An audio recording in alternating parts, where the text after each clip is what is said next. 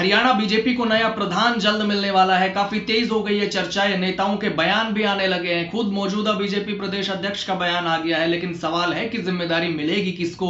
BJP की नजर में कौन अंतिम पंक्ति में बैठा है? क्या फिर से किसी ऐसे चेहरे को कमान मिलने वाली है जिसका नाम चर्चा में है ही नहीं? क्या फिर से अकल्पनीय नाम ही सामने आने वाला है, या इस बार कुछ अलग समीकरण भी बीजेपी साध सकती है? लेकिन चेहरा कौन होगा, किसके हाथों में पार्टी की कमान होगी?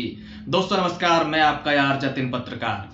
हरियाणा में बीजेपी के नए प्रधान, नए प्रदेश अध्यक्ष कौन होंगे? चर्चाएं काफी तेज हो चली हैं, क्योंकि अब काफी समय भी बीत गया और खास बात यह है कि पार्टी के राष्ट्रीय अध्यक्ष का भी जल्द ऐलान होने वाला है। तो चर्चा यही है कि राष्ट्रीय अध्यक्ष के बाद हरियाणा में भी बीजेपी अपने नए प्रधान की घोषणा कर देगी। और अब इसलिए भी ज्यादा चर्चा हो रही है क्योंकि बिहार का चुनाव भी खत्म हो चुका है और वहां प्रचंड जीत के बाद बीजेपी उत्साहित भी है। नेताओं के बयान भी आने लग रहे हैं। पहले तो हरियाणा बीजेपी के प्रदेश प्रभारी सतीश पूनिया भी बयान दे चुके हैं और अब खुद मौजूदा बीजेपी के प्रदेश अध्यक्ष मोहन लाल बड़ोली ने भी बयान दिया है। उनसे दरअसल सवाल हुआ कि कांग्रेस कह रही है कि बीजेपी अपना प्रदेश अध्यक्ष नहीं चुन पा रही है, तो बड़ोले ने कहा कि कांग्रेस वालों को क्या चिंता है, उनको तो जरूरत ही नहीं है, उनके तो खानदानी प्रधान है। हमारी पार्टी में तो जो अंतिम पंक्ति में कार्यकर्ता होता है उसे ढूंढ कर लेकर आते हैं और ढूंढने में समय लगता है। अच्छे कार्यकर्ता को जिम्मेदारी मिलेगी। फिर उन्होंने ये भी कहा कि हमारा राष्ट्रीय नेतृत्व तय करेगा, मैं थोड़ी करूंगा। कांग्रेस वालों को क्या चिंता है, उनको तो जरूरत नहीं है, वो तो खानदानी प्रधान है उनके। तो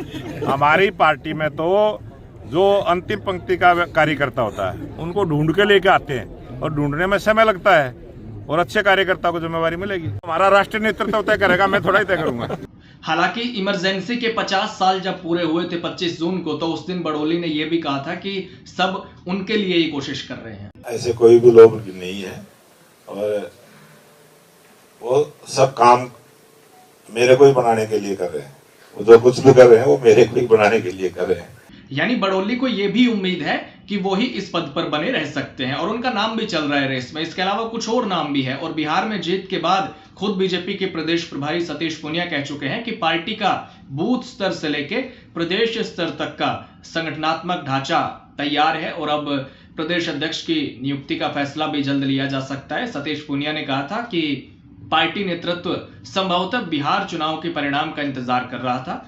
अब चुनाव संपन्न हो चुके हैं तो हाईकमान जल्दी हरियाणा में नए प्रदेश अध्यक्ष के नाम की घोषणा कर सकता है। तो अब समय करीब है, हरियाणा बीजेपी को नया प्रधान मिलने वाला है, जल्द ही ऐसी चर्चाएं हो रही है। अब इंतजार इसी का है कि वो नेता कौन होंगे, वो कौन सा चेहरा होगा जो हरियाणा बीजेपी की कमान संभालेगा और खास बात बीजेपी की नजर में अंतिम पंक्ति में कौन बैठा है, क्योंकि बीजेपी अक्सर ऐसे ही फैसले लेती है। जब से बीजेपी सत्ता में आई है हरियाणा में पूर्ण बहुमत से 2014 से, वो चाहे सीएम का फैसला रहा हो, प्रदेश अध्यक्ष का फैसला रहा हो, संगठन से जुड़ा हुआ कोई दूसरा फैसला रहा हो, क्योंकि मनोहर लाल खट्टर जब सीएम बने वो भी आश्चर्यजनक फैसला था बीजेपी का। किसी को अनुमान भी नहीं था कि मनोहर लाल सीएम होंगे हरियाणा के, क्योंकि रेस में कई नाम थे। रामविलास शर्मा का भी नाम चर्चा में था, फिर सुभाष बराला को पार्टी की कमान मिली, फिर अचानक ओपी धनखड़ को कमान मिली, मुझे याद है 2020 में। बाद में उनकी जगह नायब सैनी ने ली और नायब सैनी को खुद भी नहीं पता था कि उनके हिस्से में सीएम की कुर्सी भी आने वाली है और जल्दी 2024 में वो सीएम भी बन गए। तो फिर बड़ोली को कमान दी गई। लेकिन अब कई दिनों से चर्चा है कि बड़ोली की जगह कौन लेगा, बीजेपी की नजर किस नेता पर है, किस नेता में पार्टी को वो विश्वास नजर आता है जो बीजेपी को आगे बढ़ा सके, क्योंकि अक्सर जो नाम चर्चा में रहते हैं बीजेपी उनको कमान नहीं सौंपती। वैसे चर्चा में फिलहाल बड़ोली समेत कई नाम हैं, लेकिन इस बार कांग्रेस ने जो फैसला लिया है उसको देखते हुए बीजेपी भी कुछ बदलाव कर सकती है, क्योंकि कांग्रेस ने ओबीसी वोटर्स में पकड़ बनाने के लिए राव नरेंद्र को कमान सौंपी है, जो अहिरवाल क्षेत्र से आते हैं, क्योंकि अहिरवाल पिछले 3 चुनावों से बीजेपी के साथ खड़ा दिखाई दिया है, 2024, 2019, 2014 है। तो कांग्रेस ने एससी चेहरे को कमान देने की बजाय ओबीसी वोटर्स पर ध्यान केंद्रित किया है, जबकि पहले एससी चेहरे को प्रदेश अध्यक्ष कांग्रेस बनाती रही है, वो चाहे इनसे पहले उदयभान रहे हो, शैलजा रही हो, तंवर रहे हो। तो ऐसे में अब बीजेपी अपनी नई रणनीति पर भी काम कर सकती है। बीजेपी अब एससी चेहरे की तरफ भी देख सकती है, लेकिन एक और फैक्टर भी है जिस पर ध्यान हो सकता है पार्टी का, वो है महिला फैक्टर, क्योंकि आधी आबादी पर बीजेपी की पूरी नजर रहती है। जाट चेहरा, पंजाबी चेहरा ये भी हो सकते हैं, लेकिन महिला फैक्टर पर ध्यान केंद्रित रहा है बीजेपी का और अब तो बिहार में भी महिलाओं ने बढ़ चढ़कर वोट दिया बीजेपी को, पुरुषों से ज्यादा मतदान महिलाओं ने किया। और विपक्ष आरोप लगा रहा है कि महिलाओं के खाते में पैसे डाले गए, इसलिए उन्होंने वोट किया बीजेपी को। वैसे हरियाणा में भी लाडो लक्ष्मी योजना पहला वादा था संकल्प पत्र में बीजेपी का, जो हाल ही में शुरू हुई थी योजना।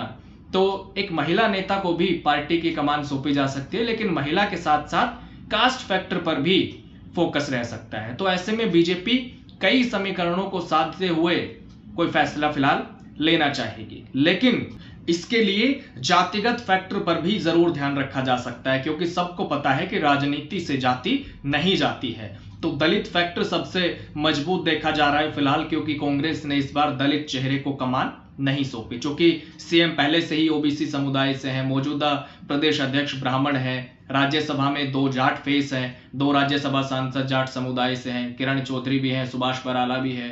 तो दलित फेस को बड़ा पद दिया जा सकता है, लेकिन इतना जरूर है कि अब पार्टी हरियाणा में जल्द ही नया प्रदेश अध्यक्ष बना सकती है। हालांकि आपको क्या लगता है, बीजेपी की नजर में अंतिम पंक्ति में कौन बैठा है जिसकी तलाश हो रही है? नमस्कार।